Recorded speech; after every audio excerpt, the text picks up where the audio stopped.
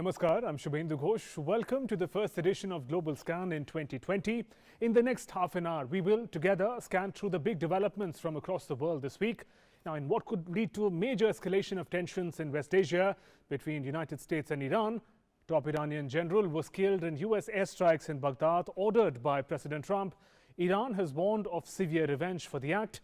In other news, fresh protests take place in Hong Kong. Bushfires continue to scorch Australia. All that and more. Let's begin with the headlines first.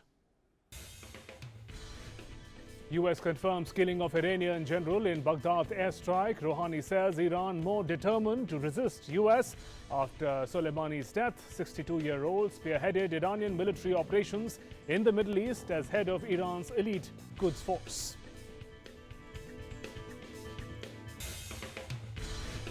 US President Donald Trump blames Iran for orchestrating attack on US embassy in Baghdad, holds Tehran responsible, sends additional forces following violent demonstrations outside the compound by protesters and militia fighters.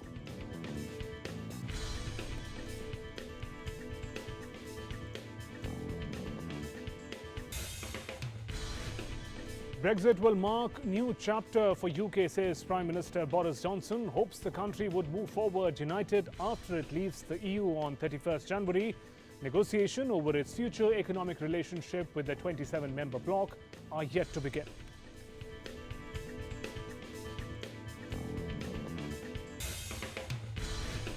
New South Wales declares 7-day state of emergency as Australia's deadly bushfires rage.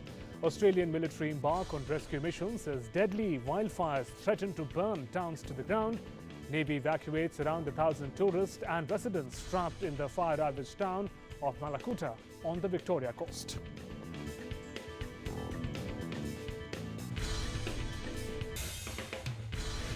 Sudanese court sentences 29 intelligence officers to death for the torture and killing of a teacher.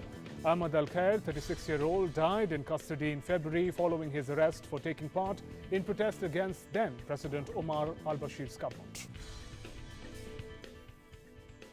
Let's now look at news from Asia.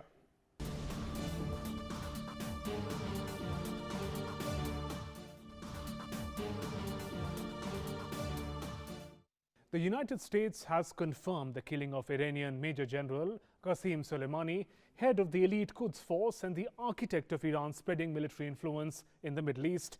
In an airstrike on Friday at Baghdad airport, top Iraqi militia commander Abu Mahdi al-Mohandis, an advisor to Soleimani, was also killed in the attack that was authorized by US President Donald Trump. Following Soleimani's assassination, the US Department of State released a video where Iraqis can be seen dancing in the street. Secretary of State Mike Pompeo posted the video alongside a statement saying Iraqis dancing in the street for freedom, thankful that General Soleimani is no more.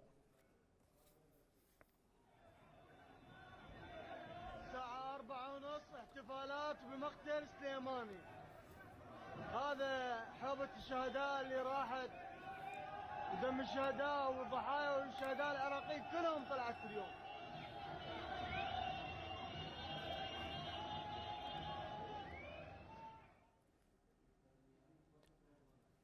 Soleimani's killing marks a dramatic escalation in the regional shadow war between Iran and the United States and its allies, principally Israel and Saudi Arabia, which could quickly rush up tit-for-tat attacks.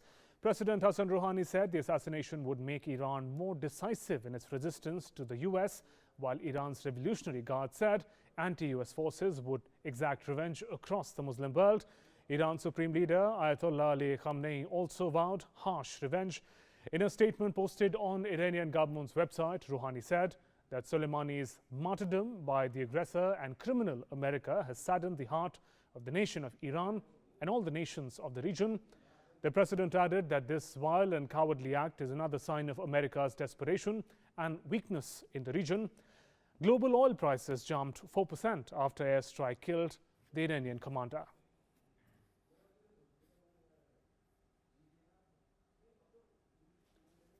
Iran has been locked in a long conflict with the United States that escalated sharply last week with an attack on the US embassy in Iraq by pro-Iranian militiamen following a US air raid on Kataib Hezbollah militia founded by the Mohandis.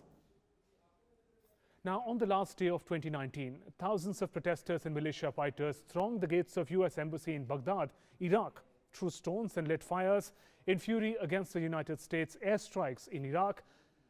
Earlier on Sunday, December 29th, US planes had attacked bases belonging to an Iranian-backed militia, a move that risks drawing the Iraq further into a proxy conflict between Washington and Tehran at a time when mass protests are challenging Iraq's political system. Protesters and militia fighters smashed windows and graffitied the US Embassy compound in Baghdad as armed US security forces looked on from within. US ambassador to Iraq and some staff were evacuated from their embassy. Outside of the embassy, protesters threw stones at the gate while others chanted, "No, no America, no, no Trump." Iraqi special forces were deployed around the main gate to prevent them from entering the embassy compound.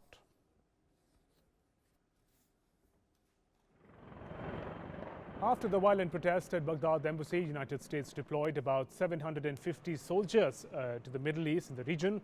Video released by the Department of Defense showed United States Marine Corps Ospreys dropping off special purpose Marines at the embassy grounds. US President Donald Trump says he does not want or foresee war with Iran after he earlier threatened to retaliate against the country following violent protests led by Iranian-backed militia at the US Embassy in Baghdad. Well, I think it's been handled very well. The Marines came in. We had some great warriors come in and do a fantastic job, and they were there instantaneously as soon as we heard. I used the word immediately. They came immediately, and it's in great shape. As you know, this will not be a Benghazi. Benghazi should never have happened. This will never, ever be a Benghazi. But we have some of our greatest warriors there. They got in there very quickly. As soon as we saw there was a potential for problem, they got in, and there was no problem whatsoever. I also want to thank the Iraqi government. They really stepped up. I spoke to the Prime Minister today. I thanked him, but they stepped up very nicely. And we'll try and simplify the developments in Iraq now and also understand the genesis of the tensions between the US and Iran. Next, we'll look at the sequence of events that have taken place in the past few days. So what has happened is that Iran's General Qasem Soleimani that we just mentioned has been killed by US forces in Iraq. On Friday morning, this update came. Iran says he's a highly decorated general in Iran. He says that Iran says General Qasem Soleimani is a martyr, and he was in fact instrumental in the fight against ISIS, and he's also responsible for much of the influence that Iran has in the region. So General Qasem Soleimani is killed by the United States forces, a big setback for Iran. US meanwhile says that the strike is aimed at deterring the future Iranian attack plans, and according to the United States, General Soleimani was in fact instrumental in the militia that has been attacking the US and the allied bases in the region. Meanwhile, US Embassy in Baghdad, this took place on Tuesday. US Embassy in Baghdad is attacked by demonstrators. These are militias. US says they're also motivated and supported by Iran. And this attack takes place on Tuesday. The furious attackers over deaths of the militia members in the US airstrikes. So this attack took place on Sunday. We're looking at the sequence of events that take place. So this major attack takes place at the Baghdad US Embassy. US Marines are sent to as reinforcement. We showed you the visuals as well, sent to Baghdad Embassy to boost the security. They're in fact airdropped in the compound of the embassy. There is no large-scale plans to evacuate the embassy. The ambassador and other key staff were safe, and they were evacuated for some time, but no large-scale evacuation of the embassy. What happened on Sunday is important. 25 militia fighters died in the US bombing of their bases in Iraq. So the protesters at the Baghdad embassy were saying that they are protesting to revenge against the US bombing on the militias. The United States says that Kataib-e-Hezbollah militia, an Iranian-backed force, it is, according to the US, a terrorist organization. Their leader is a global terrorist, and the attacks, 25 militia were killed, were motivated by this fight against terror. This is what the US says. Now, the US also says militia attacked, the same militia that we're talking about, attacked the Iraqi bases, hosting US-led coalition forces a few days ago. In fact, a US contractor was also killed in such an attack. So it really takes us to the problematic ties that exist between the United States, between US and Iran, and also in the middle lies Iraq. Remember, few months ago, in fact, past couple of years, United States forces have been training the Iraq forces to fight against the ISIS. But the Shia government in Iraq also has links and is also finds a strong influence and support from Iran. And US-Iran, we know, for decades have been adversaries. And the recent government move by President Donald Trump hasn't really much changed the situation. So this particular attack and the killing of General Soleimani is likely to further escalate the tensions that exist between US and Iran, and in the midst also lies the developments in Iraq that is facing a civil war. Moving on, Hong Kong police announced on January 2nd that they conducted more than 280 arrests in New Year's Day protests after what started as a peaceful pro-democracy march. Tens and thousands have spiraled into chaotic scenes with the police firing tear gas to disperse the crowds. Police said on Thursday they arrested 420 people over the New Year holiday, most of them New Year's Day, with 287 of them in one sweep for illegal assembly, including a 12-year-old. The tension on January 1st rose after some arrests were made in Wan Chai Bars district near a branch of global banking group HSBC, which has been target of protester anger in the recent weeks. When the scuffles broke out, large number of protesters rushed to the scene, while other protesters formed human chains to pass them the various supplies, forcing police to bring in their own reinforcements. Eric Lai, one of the leaders of the Civil Human Rights Front that they organized the march, criticized the police dispersing the crowd at such short notice and said they had arrested protesters unreasonably. The arrests take the total to about 7,000 since the protests in the city escalated in June over a now withdrawn bill that would have allowed extradition to the mainland China. Let's now look at news from the Americas.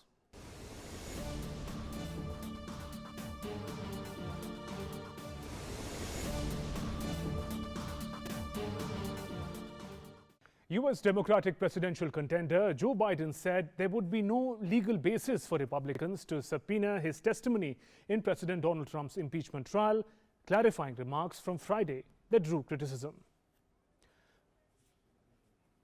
And he said, "I want to clarify something I said yesterday. In my 40 years in public life, I've always complied with the lawful order, and in my 8 years as vice president, my office, unlike Donald Trump and Mike Pence, cooperated with legitimate congressional oversight requests. But I'm not just going to pretend that there is any legal basis for Republican subpoenas for my testimony in the impeachment trial." That's a tweet that Joe Biden sent. He said, "That is the point I was making yesterday, and I reiterate." And some legal experts and commentators has criticized Biden for his remarks to the Iowa newspaper, noting that White House's refusal to comply with congressional subpoenas was part of the reason why Trump had been impeached. Let's now move to news from Europe.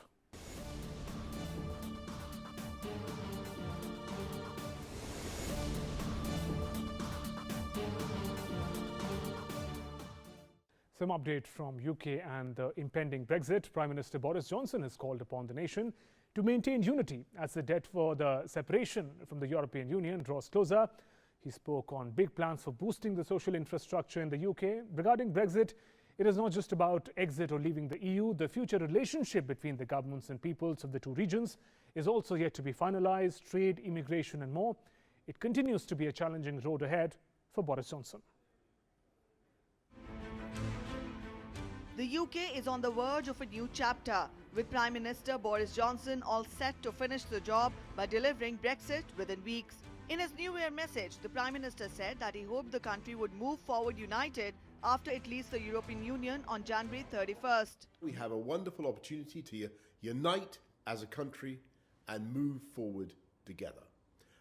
I want you to know that I'm going to be working my socks off to deliver on your priorities and to make this the year that we unleash Britain's potential.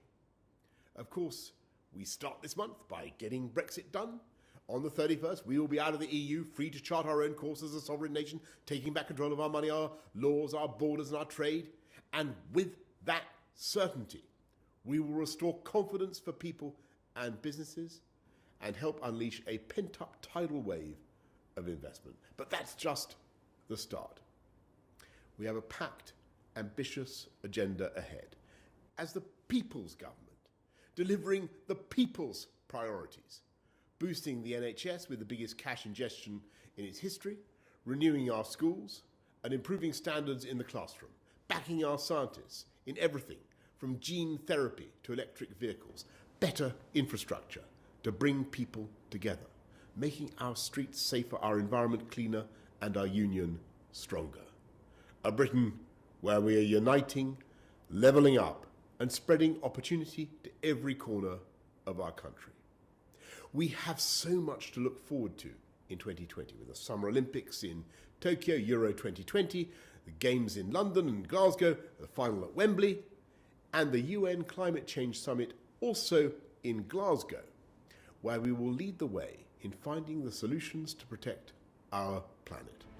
While the UK is set to leave the European Union's institutions on 31st January, negotiations over its future economic relationship with the 27-member bloc are yet to begin, with the experts saying that they will be far tougher than those over the terms of UK's exit. Following its departure, the UK will enter a transition period until December 31st, 2020. During this period, the UK's trading relationship with the European Union will remain the same, while the two sides negotiate a free trade deal. At the same time, many other aspects of UK's future relationship with the European Union, including law enforcement, data sharing and security, will need to be agreed. If a trade deal is ready in time, the UK's new relationship with the European Union can begin immediately after the transition. If not, UK faces the prospect of having to trade with no agreement in force. This would mean checks and tariffs on UK goods travelling to the European Union. From UK to France, French hardline union CGT called on January 1st for more strikes in France this month after President Emmanuel Macron pledged to push through an overhaul of the pension system following weeks of nationwide strikes by the trade unions. Macron said in a traditional New Year's Eve address on December 31st that he expected his government to quickly find a compromise with unions on the reform, but without departing from the principles laid out by the ministers. Unions are trying to force the former investment banker to abandon his overhaul of France's pension system, with nationwide strikes since December 5th that have crippled the public transport. Martinez, who has also called on his union to strike at oil refineries, said his organization would take part in a meeting between unions and the government on January 7th. Moving on to the deadly bushfires of Australia that made headlines in most of 2019, they continue to rage in the new year as well. New South Wales has declared emergency. The deadly fires have burned down over 1,000 homes and destroyed nearly 4 million hectares of land. As we speak, over 200 fires are scorching across the southeastern states of New South Wales and Victoria. Here's more.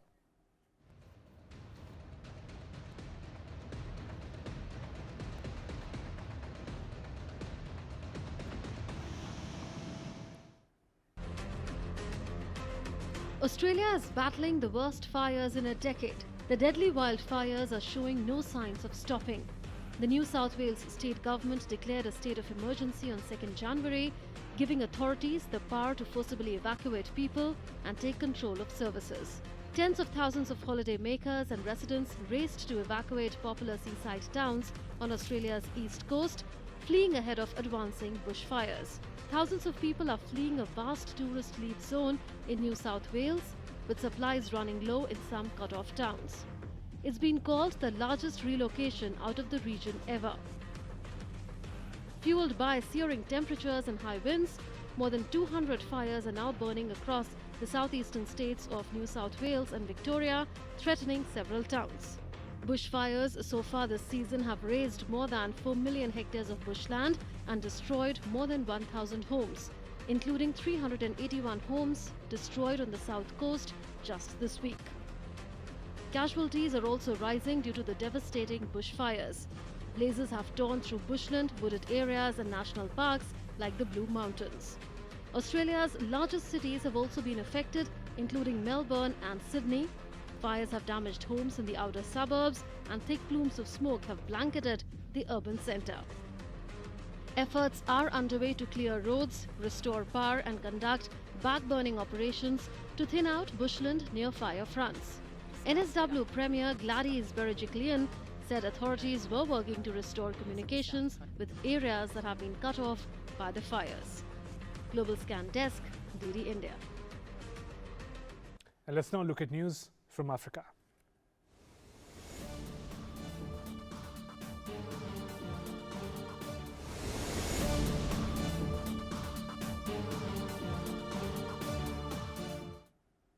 A Sudanese court sentenced 29 members of the National Intelligence Service to death by hanging on December 30th over the killing of a teacher in detention in February during protests that led to the overthrow of former President Omar al-Bashir. The group that spearheaded the protest welcomed the ruling, the first to deliver sentences over crackdowns on demonstrations in the months before and after Bashir was toppled in April. Prosecuting members of the intelligence services is seen as a test of how Sudan's transitional government will go to erase Bashir's legacy and challenge the security apparatus. 13 defendants were sentenced to prison terms and a further 4 were acquitted in the ruling, which could face several stages of appeal. The judge listed 27 agents from Kassala, capital of eastern Kassala state, who received death sentences. Another 2 agents from Qasam al-Kirba, the town in Kassala state where the teacher Khair was killed, were also sentenced to death, a lawyer informed. Khair's death became a rallying point during 16 weeks of protest against Bashir's rule. His family said security officials initially claimed he had died of poisoning. The days later, a state investigation found he had died of injuries from beating. Hundreds of people rallied outside the court in Ombudsman, where the verdict was delivered on Monday, some waving national flags or holding pictures of Khair. They broke into celebration as the ruling came. And now let's see some more important stories from across the world in Speed News.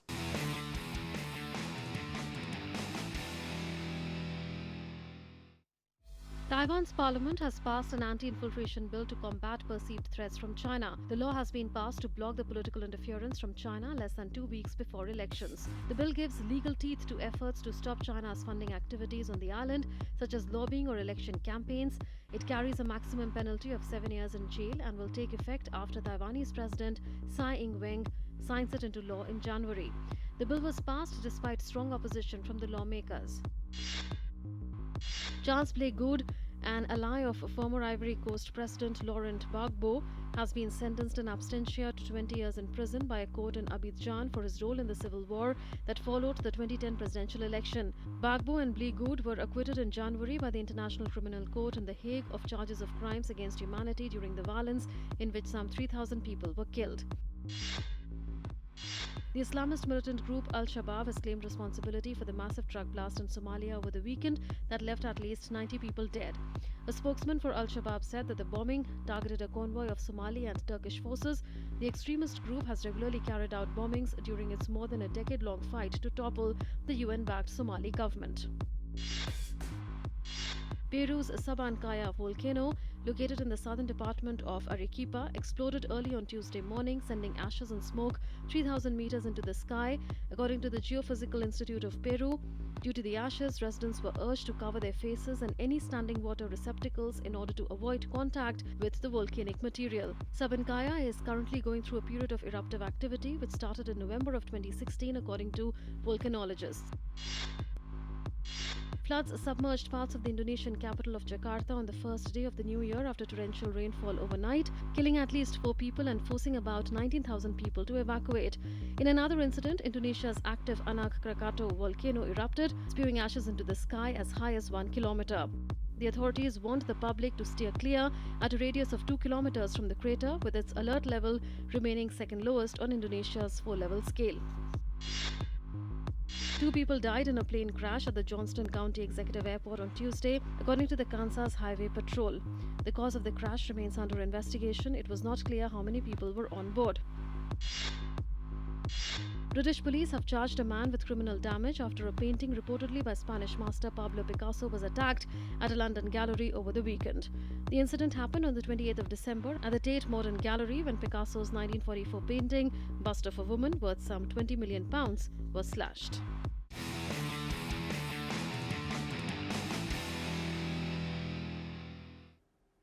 And time now for all the action from the world of sports in SportsScan.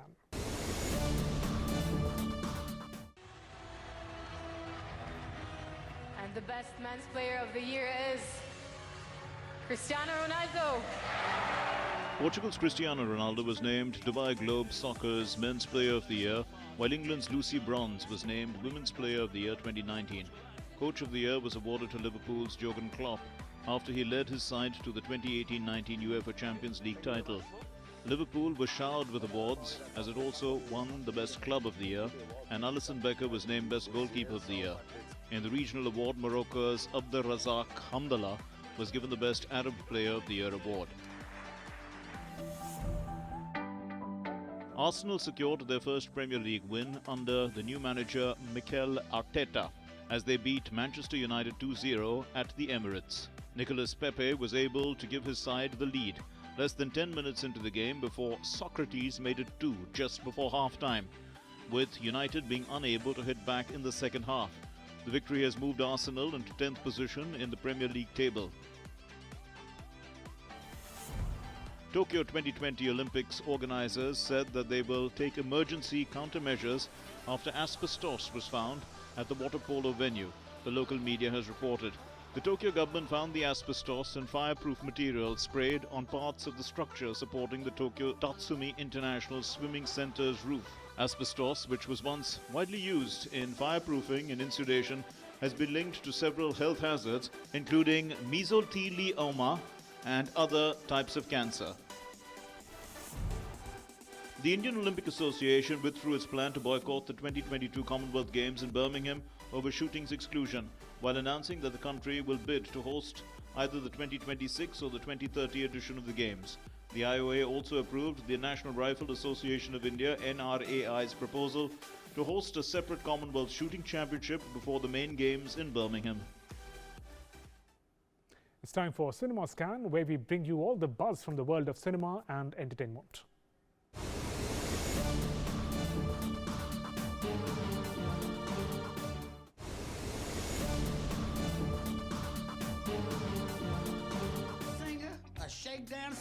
It's real hard to break in.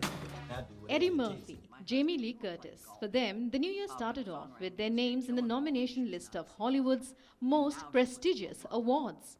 Veteran actor and comedian Eddie Murphy is set to receive the Lifetime Achievement honor at the 25th Critics' Choice Awards in a ceremony on the 12th of January.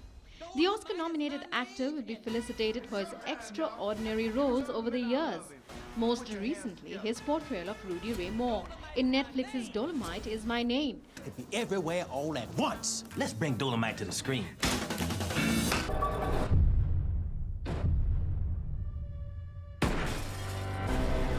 On the other hand, veteran actor Jamie Lee Curtis will be recognized at the 2020 Society of Camera Operators Awards celebration.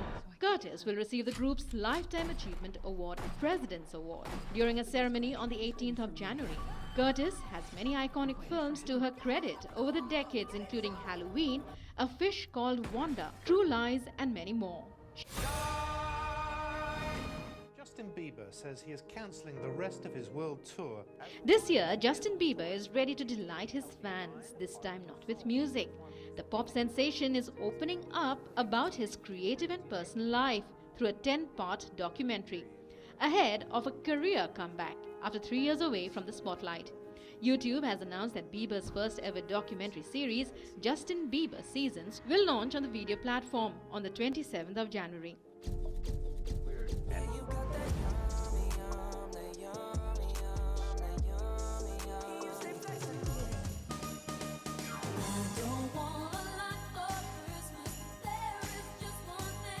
American singer and songwriter Mariah Carey broke another record and became the first with #1 hits in 4 separate decades. The singer beat out the likes of Michael Jackson, Madonna and Britney Spears. Global Scan Desk, DD India.